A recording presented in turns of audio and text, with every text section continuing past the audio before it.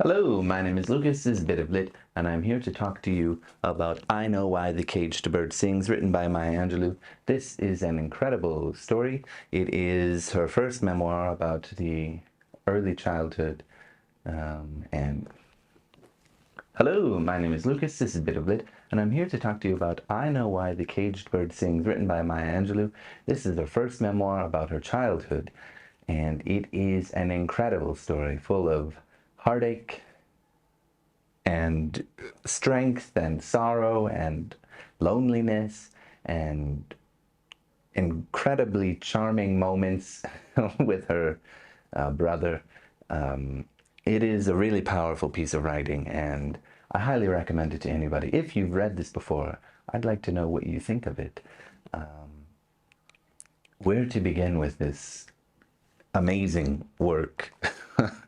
Well, it focuses from her early childhood, where she has been sent to the South by her mom and dad to live with uh, their grandmother, who is a very devout religious woman.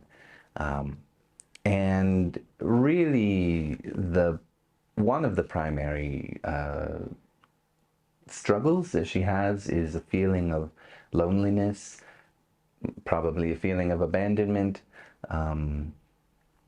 feelings of inferiority due to her race. Unfortunately, as a young black girl living in the South, she was growing up in a time, early 20th century, where she was certainly not made to feel welcome. And all of that is really heart-wrenching. Although this book is not totally depressing. There are really sweet, charming moments, especially with her brother, as I said before, or just moments of pure joy that she finds and remembers throughout her life. And those are quite sweet and make it very tolerable. If it was only the hard times, it would be unbearable to read, I think. Because one of the other major very severe problems she faces is a much older man when she's 8 years old. Let's just say takes advantage of her and manipulates her for his own desires. And this causes great stress because this is one of the first times she's going to meet her mom and stay with her mom. She's going from the South up to St. Louis, and there's a man that she comes in contact with who, yeah, uses her for his own sick pleasure. And thankfully, he's found dead shortly after. But unfortunately, his crime has already been committed. But this causes great stress for her and changes her demeanor entirely. She becomes seemingly naturally silent young girl because of the shame that she felt about this horror that she faced. But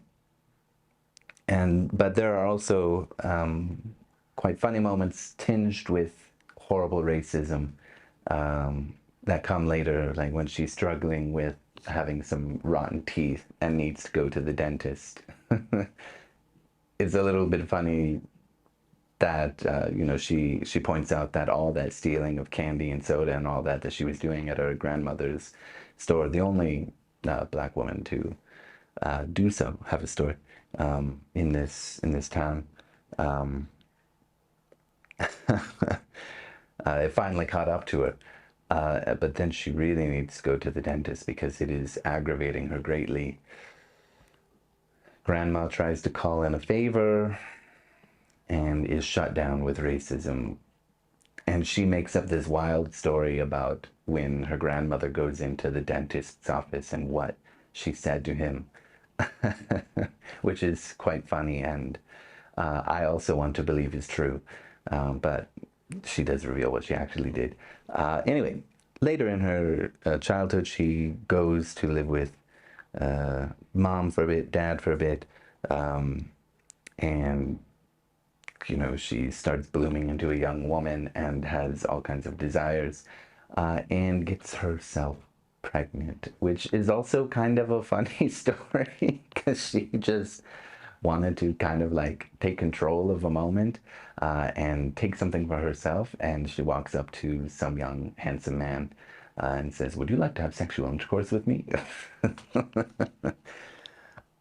Anyway, there are all kinds of other really great stories. Her father has a woman that he's with that she really does not get along with, and they have some tense moments with each other, shall we say, or when Maya tries to drive and gets into a wreck. All of these little memories all together, everything is tinged with a kind of sadness and loneliness. But there are these really treasured memories that are quite sweet, that are interspersed throughout, that I think, again, as I've been saying, are quite charming, and just make this a really beautiful piece of writing. And I'm kind of amazed at just how brilliantly written it is. I mean, I'd heard it was, but I mean, I really felt like I was in the moment with her, experiencing these things that had happened to her.